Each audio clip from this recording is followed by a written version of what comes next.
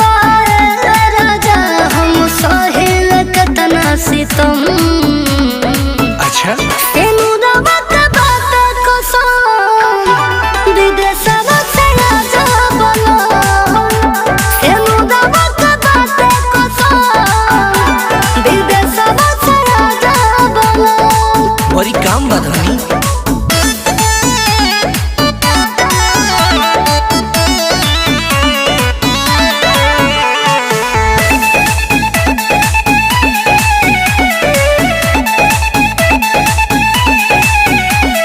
लाली कन बाली हमरो याद पड़िला।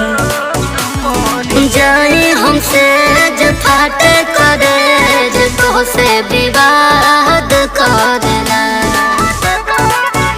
हम का करी लाली